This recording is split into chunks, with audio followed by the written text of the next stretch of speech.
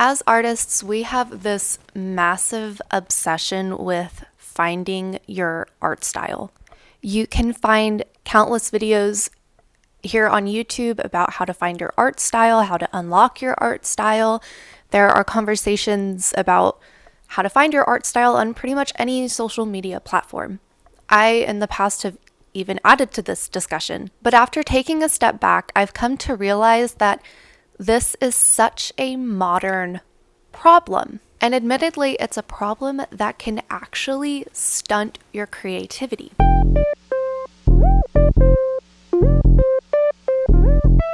My name is Topanga. I am a portrait photographer. I have been guilty about obsessing over trying to find my art style. What is my creative voice? What are the key components to my art style? These are all questions that I have constantly asked myself in the past. I found that it stunted my creative growth, and I thought that this method of picking your influences and finding what you liked in them was the best way to find your art style. But in doing that practice over and over and over again for years, I was making art that didn't resonate with my creative voice, because my creative voice is not Jim Henson. My creative voice is not Wes Anderson. I can appreciate and be inspired by their work, but the things that I was pulling out of it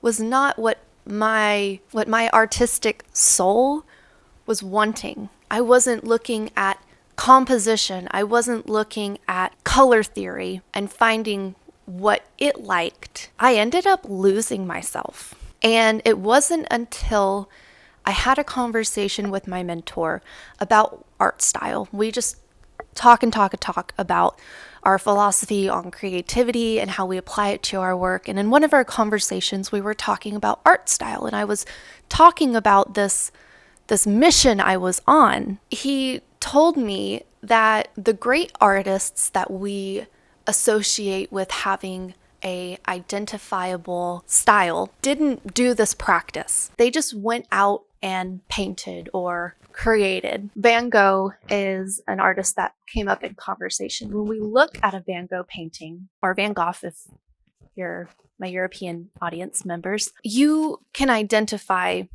his style. All of his paintings are very well known to us, but to him, he was just painting as Vincent would paint. It was what he saw, what he envisioned, and just bringing that to life, sitting down in a field and just painting what he saw.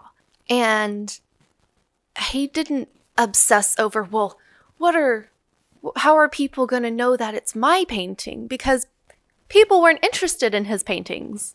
So with this new idea presented to me, I decided to stop thinking about how am I going to find my art style? What does that even look like?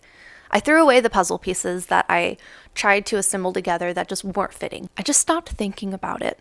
Instead, I focused on what ideas are speaking to me and what do I want that final product to look like, and how can I bring that to life? And I get inspiration from many different places, and I don't think that seeking inspiration or being inspired by other people's work is a bad thing.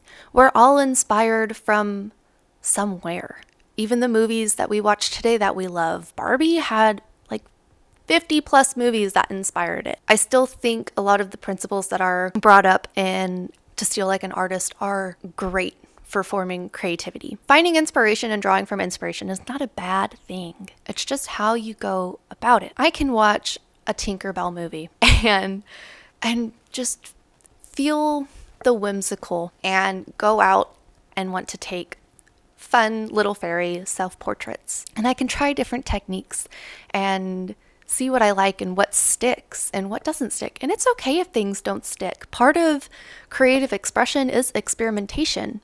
That's how we find what our creative voice is at the end of the day. It's not thinking about, well, these are the principles that I want my art to look like. It's what comes naturally. My recent years of work have been taking photos of whatever is speaking to me. I've been really inspired by French New Wave recently, and I did a whole film shoot. My first roll of film was just dedicated to that inspiration, and I love those photos because I wasn't sitting there with Pinterest open necessarily looking at, oh, I want this exact photo that already exists from this 1960s French movie. I want to feel something from this image and apply it to my own, invoke that same feeling in my given setting with my given model, the outfit that we have pieced together using what we already had, and just letting the pieces fall into place instead of forcing them together.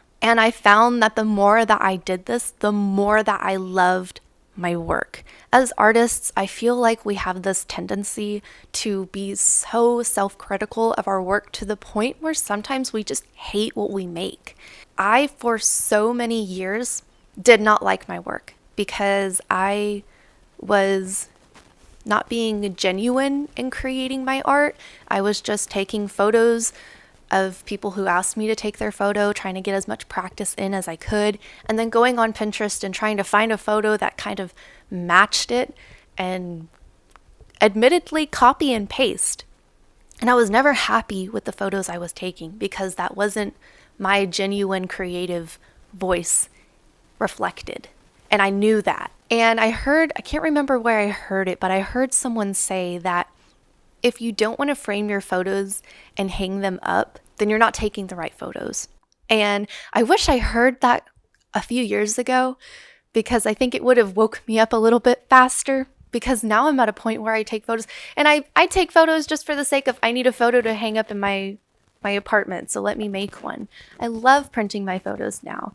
And now I love my work. I want to boast about the photos that I've taken whenever I see family members who are asking me what I've been up to. And I'm like, well, let me show you. And before I was like, oh, you don't want to see my photos. You don't want to see them.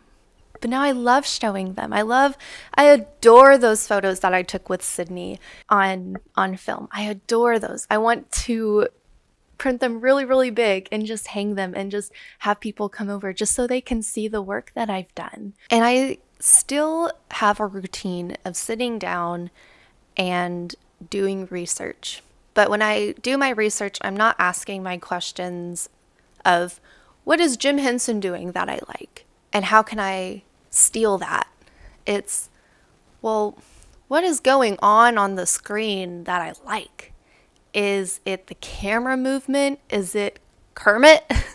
Because if it's Kermit, then I probably need to watch something else because I can't have Kermit as much as I love him. I can't have him. So I need to find the other elements that are resonating with me. And doing research is such an important part of the creative process because it's how you expose yourself to new ideas and new techniques and how you learn those techniques, because sometimes you may have this vision in your head and no matter what you do, it's not reaching what you have in your noggin. And sometimes it just takes watching a movie and then watching the special features behind the scenes to see how they achieved that, how you can take elements of that and apply it to your work. Because as much as I would love to have big budget sets, I don't have that. But being able to see of how they lit a scene and how I can scale that down and apply it to myself, or how did the camera move and how can I move myself, or how is the scene, how is it layered, how is the subject placed? Those elements, those techniques are what you can use to apply to your own work. And it's with that practice that I have found my style. And my style ebbs and flows and has different periods because that's what artists do. Art is a reflection of our emotion and our life. And as we grow, adapt, and change, our art will reflect that, whether we realize it or not. And that is one of the most exciting parts for me. I love looking at my art and seeing how things changed in a season and what colors I was attracted to, and if I was more if I was shooting more models, or if I was, experimenting with landscapes and still life. Stop obsessing over what your art style is and just fall in love with what you're creating. If you're not in love with it, focus on falling in love with it. That's how you're going to find your art style, how you're going to enjoy the work that you're making. And it's how you are going to continue to explore and grow. But that is all that I have to say about art style at this moment. I'm sure it will come up again because I just love to talk about the philosophy behind creativity and being on your creative journey and all the nerdy stuff that goes on and in here. If you stuck around to the end of the video, thank you. I felt like this was just a very passionate ramble. I didn't think it was going to turn out that way when I sat down to film. I don't know what happened, but I hope that you enjoyed and that you maybe learned something or felt some reassurance. But it was just really nice to talk about this. It's something that I'm apparently very passionate about. But I just want to say thank you so much for watching. If you liked this video and would just like to see more, go ahead and subscribe, leave a like, all that good YouTube jazz. I hope you have a super lovely day, and I will see you next time. Bye.